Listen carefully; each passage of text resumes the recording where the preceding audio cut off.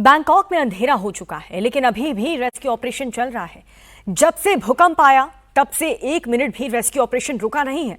एक मिनट बहुत अहम है। अब तक 56 घंटे से ज्यादा का समय बीत चुका है, लेकिन पिछले 24 घंटे से मलबे से सिर्फ लाशें निकल रही हैं। 50 फीट ऊंचे मलबे से एक डेड बॉडी और निकली। अभी भी मलबे में 80 से ज्यादा लोगों के फंसे होने की आशंका है। इस वक्त मलबे के अंदर कोई जिंदा है, इसके कोई संकेत नहीं मिले, लेकिन कोशिश अभी जारी है। जान बचाने के लिए अमेरिकी मशीन्स मंगाई गई, इंटरनेशनल टीम्स लगाई गई, लेकिन इस समय रेस्क्यू टीम के पास जो चीज नहीं है वो है वक्त।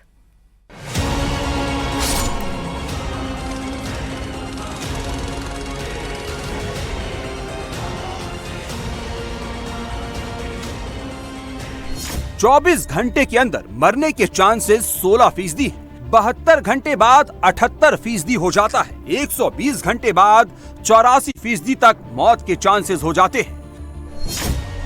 बैंकॉक में अब 120 घंटे वाला खतरनाक फेज शुरू होने वाला है। 50 फीट ऊंचा ये मलबे का ढेर है। अभी तक इसे हटाया नहीं जा सका है। अभी तक इसके अंदर नहीं झांक पाए। जब भी जैसे 1-2 पिलर हटते हैं, एक लाश निकलकर बाहर आती है। तीसरे दिन यहां पर एक और शव की बरामदगी हुई है। आर्मी के जवान यहां से शव को लेकर निकले हैं। अब वो डर सच साबित होने लगा है जो यहां खड़े लोगों को था। एक बॉडी बैग के अंदर यहां शव को लेकर निकले हैं। चूंकि हमने आपको पहली अपडेट में बताया था कि किस तरीके से यहां पर अब एक केविन खुली है और अब एक शव यहां से निकला है। यानी अब मरने वालों की संख्या इसके बाद 9 हो चुकी है। अब उस शव की शिनाख्त के लिए यहां बैंकॉक पुलिस और एफएसएल की टीम अंदर गई है और अगर आप देखेंगे तो बहुत से परिवार वाले यहां पहुंच रहे हैं देखने के लिए। वो इस उम्मीद में कि ये जो निकले हैं वो कोई हमारे तो नहीं, और इसके बाद अब एक डिटेल्ड शिनाख्त होगी जिसके बाद तय किया जाएगा कि मृत व्यक्ति किसका परिवारजन है। इसी तरीके से अब एक के बाद एक वो बुरी खबर आनी शुरू हो गई है जिसका सबको डर था, लेकिन अभी भी उम्मीद की एक किरण है कि अगर स्लैब के बीच में कोई गैप है और वहां कोई सर्वाइवर है तो वो एक इकलौती उम्मीद की किरण है। जान बचाने के लिए अब इस बिल्डिंग में अमेरिकी मशीनों को लगाया गया है। इंटरनेशनल टीम लगी है। ये मशीनें जो दिख रही है, मलबे में दबे लोगों की जिंदगी और मौत के बीच ये खड़ी है। बैंकॉक में जहां इमारत गिरी है वहां पर अब यूएस आर्मी अपनी टेक्निकल असिस्टेंस के लिए यहां पहुंची है। वो बात नहीं करना चाहते, लेकिन यूएस आर्मी के जवान हैं जो अपने इक्विपमेंट्स के साथ, अपनी टेक्निकल एक्सपर्टीज के साथ यहां पहुंचे हैं।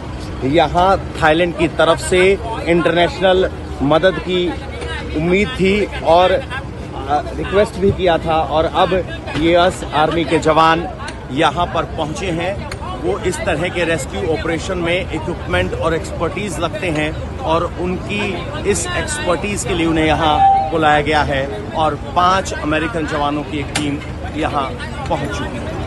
अमेरिकी स्पेशल फोर्स बैंकॉक में चल रहे रेस्क्यू ऑपरेशन में मदद कर रही है। साइंटिस्ट मलबे में फंसे लोगों का पता लगाने के लिए रोबोट से 3D मैपिंग कर रहे हैं। मलबे में फंसे लोगों का पता लगाने के लिए स्पेशल कैमरे लगाए गए हैं। स्थिति पर नजर रखने के लिए ड्रोन भी पूरे क्षेत्र में 24 घंटे उड़ान भर रहे हैं। अमेरिका के साथ चीन और इजराइल ने रेस्क्यू ऑपरेशन के लिए एक्स्ट्रा इक्विपमेंट भेजे हैं। पूरी साइट को कई जोन में बांटा गया है। जोन ए में लोगों के बचने के सबसे ज्यादा चांसेस हैं। भूकंप चंद सेकंड ही बैंकॉक में रहा, लेकिन मलबे में दबे लोग 3 दिन से ज्यादा वक्त से फंसे हैं। इनके पास अंदर न पानी, न खाना है और न सांस ली जा रही है। पानी ना मिल पाने से भी लोगों की जान जा सकती है। जो लोग कम चोट लगने के बाद बचे होते हैं, उन्हें खाने और पानी की जरूरत होती है। पानी के बिना बहुत से लोग 3 से 4 दिन तक जिंदा रह सकते हैं, लेकिन 5वें दिन दम तोड़ सकते हैं।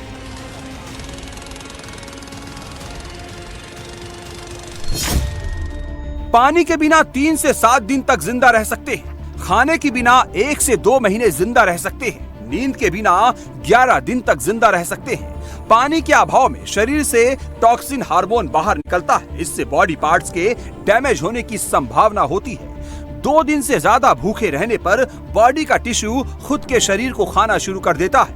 इससे शरीर के दूसरे ऑर्गन डैमेज होने लगते हैं।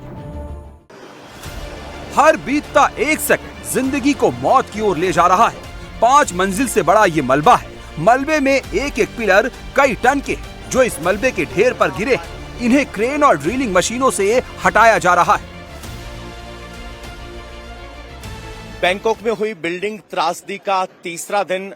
आज रेस्क्यू एफर्ट्स जारी हैं और अभी अभी एक टीम यहां क्रेन के जरिए मौके का मुआयना करने के लिए पहुंची है, जो क्रेन के जरिए इस मलबे के ऊपर पहुंची थी, आकलन किया है और अब वापस आ रही है। तीसरे दिन जो एक बड़ा बदलाव आप महसूस करेंगे वो ये है कि यहां अब जो पिलर कटिंग आर्म्स हैं उनकी संख्या बढ़ गई है, एक्सक्वेटर्स की संख्या बढ़ गई है।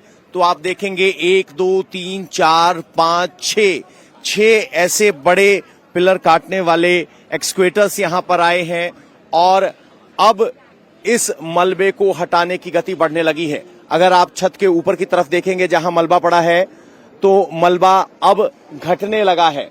और सबसे बड़ी बात, अगर मेरे कैमरामैन इस गैप पर फोकस कर पाए तो ये वो गैप है जिसे उम्मीदों का गैप कहा जा रहा है।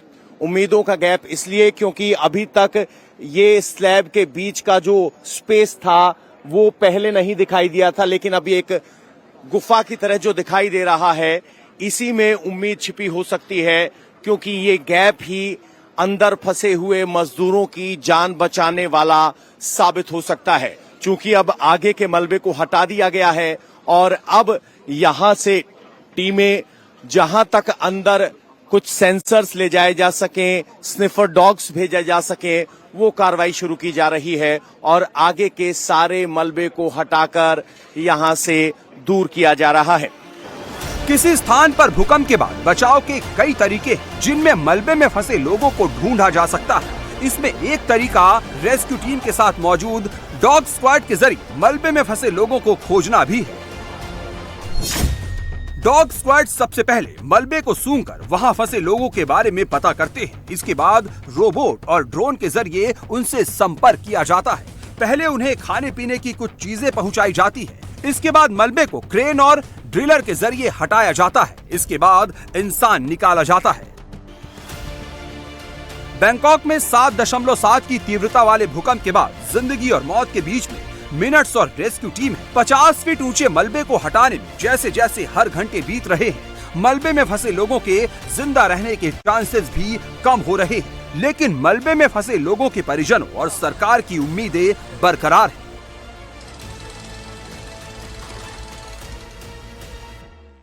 I cannot say that I feel good at all, but we are working around the clock, and the only determination that we have in common is to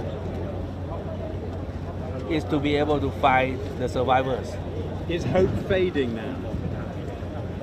We're still hopeful. But time is going on. That's why we are working very hard. We haven't stopped since it collapsed, and we have been able to bring many survivors out, along with people who have deceased. When was the last time there were survivors brought out? I think yesterday.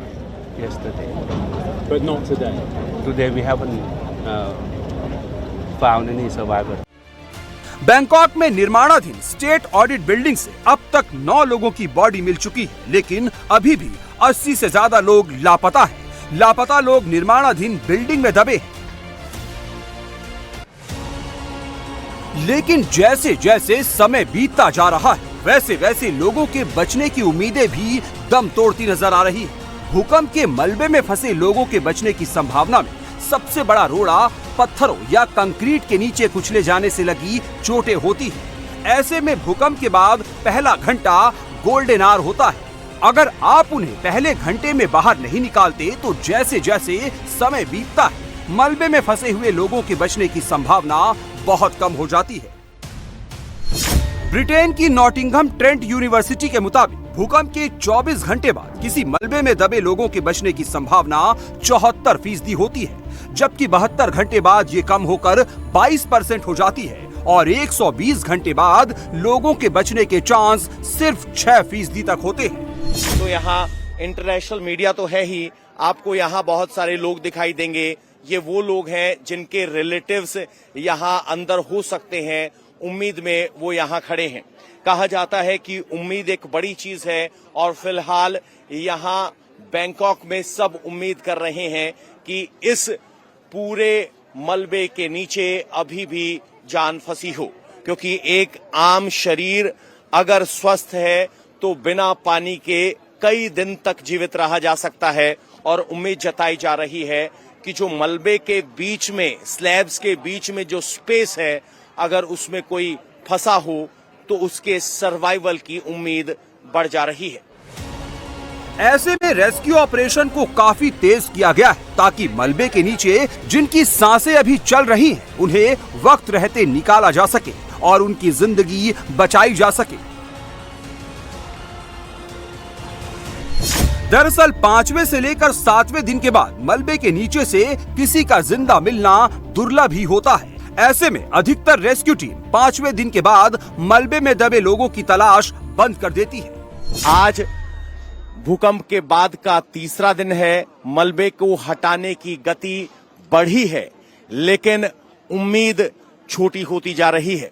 लेकिन जिस तरीके से दुख और दर्द पूरे विश्व का साझा है, उम्मीद भी यहाँ पर सबकी साझी है और लोगों को उम्मीद है कि यहाँ से कुछ बेहतर संकेत मिल सकता है। सैकड़ों टन मलबे को हटाने के लिए क्रेन और ड्रिलिंग मशीनों की भी संख्या बढ़ाई गई है ताकि 50 फीट ऊंचे मलबे को जल्दी से जल्दी हटाया जा सके। लेकिन रेस्क्यू ऑपरेशन के लिए बैंकॉक का मौसम भी चुनौती बना हुआ है।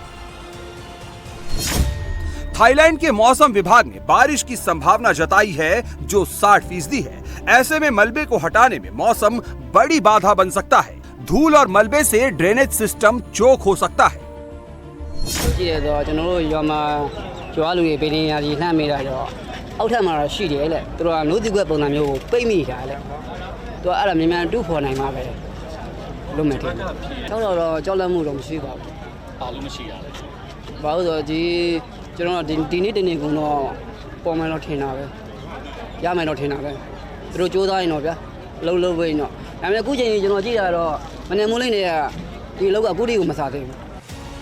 एक तरफ जहां बैंकॉक में लोगों को बचाने के लिए रेस्क्यू ऑपरेशन को फुल स्पीड से चलाया जा रहा है, वहीं दूसरी तरफ म्यांमार में लगातार भूकंप आ रहे हैं।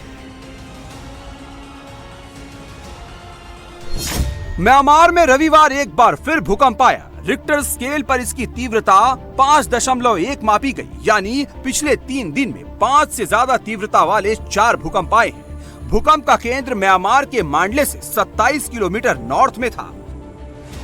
म्यांमार और थाईलैंड में शुक्रवार को आया भूकंप 200 साल का सबसे बड़ा भूकंप था। यूनाइटेड स्टेट जियोलॉजिकल सर्वे ने आशंका जताई है कि इस भूकंप से म्यांमार में 10,000 से ज्यादा मौतें हो सकती हैं। क्योंकि इस भूकंप का असर 334 एटॉमिक बम में ब्लास्ट के बराबर था। अब तक म्यांमार में इस भूकंप से 1,644 लोगों की मौत हो चुकी है, 150 लोग लापता है और 3,408 से ज्यादा लोग घायल हुए हैं। इस आपदा से म्यांमार को अपनी जीडीपी से भी ज्यादा बड़ा आर्थिक नुकसान हो सकता है। भूकंप के कारण म्यांमार में कई हवाई अड्डे, सड़कें और पुल तबाह हो गए हैं, जिससे रेस्क्यू ऑपरेशन में रुकावटें पैदा हो रही है। भारत, चीन, मलेशिया, थाईलैंड समेत कई पड़ोसी देशों ने म्यांमार को आर्थिक मदद भेजी है। कई रेस्क्यू टीमों को भी रवाना किया गया है। भारत ने आपदा प्रभावित म्यांमार के लिए ऑपरेशन ब्रह्मा शुरू किया है। भारत की तरफ से म्यांमार को 40 टन राहत सामग्री भेजी गई है। एनडीआरएफ की 40 और भारतीय सेना की 118 सदस्यों की फील्ड हॉस्पिटल की टीम भी रेस्क्यू ऑपरेशन के लिए म्यांमार पहुंच चुकी है। म्यांमार की राजधानी नेपिदा के लिए नेवी के 2 जहाज भी भारत की तरफ से भेजे गए हैं। म्यांमार में तबाह हुई इमारतों के मलबों में फंसे लोगों को बचाने का काम जारी है। लेकिन बीतते वक्त के साथ मलबे में दबे हुए लोगों के जिंदा बचे रहने की संभावना बेहद कम होती जा रही है। जो इलाके सबसे ज्यादा प्रभावित हैं, वहां पर अभी तक बचाव दल पहुंचा ही नहीं है। लोग खुद ही एक दूसरे की मदद कर रहे हैं। राहत कर्मियों का कहना है कि मांडले में मलबे में दबे हुए लोगों को बिना बड़ी मशीनों के नहीं निकाला जा सकता। पूर्वी और मध्य म्यांमार में मौजूद अस्पतालों को घायलों की बड़ी तादाद को संभालने में मुश्किलें पेश आ रही है। अस्पतालों के पास पर्याप्त मात्रा में मेडिकल सप्लाई भी मौजूद नहीं है। संयुक्त राष्ट्र के मुताबिक अस्पतालों के पास ब्लड बैंक, ट्रॉमा किट, जरूरी दवाइयां, एनेस्थेसिया जैसी बुनियादी चीजों की भारी कमी है। मांडले शहर में बचाव का ज्यादातर काम वहां छोटे छोटे नागरिक समूह कर रहे हैं, जिनके पास जरूरी इक्विपमेंट भी नहीं है। सबसे ज्यादा प्रभावित इलाकों में से एक मांडले के करीब 15 लाख की आबादी में से ज्यादातर लोग इस वक्त सड़कों पर रात गुजारने को मजबूर हैं। म्यांमार का शहर सागाइंग लगभग पूरी तरह तबाह हो गया है और पूरे शहर में बिजली नहीं है। पीने का पानी भी लगभग खत्म होने की कगार पर है। म्यांमार में चल रहे गृह युद्ध ने राहत कार्य को और मुश्किल बना दिया है। कई इलाके ऐसे हैं जो सेना के कब्जे के बाहर हैं। ऐसे में वहां जाना राहत कर्मियों के लिए बेहद जोखिम भरा है। स्थिति को देखते हुए सत्तारूढ़ सैन्य शासन के खिलाफ म्यांमार की विद्रोही पार्टी नेशनल यूनिटी ने आंशिक संघर्ष विराम का ऐलान किया है।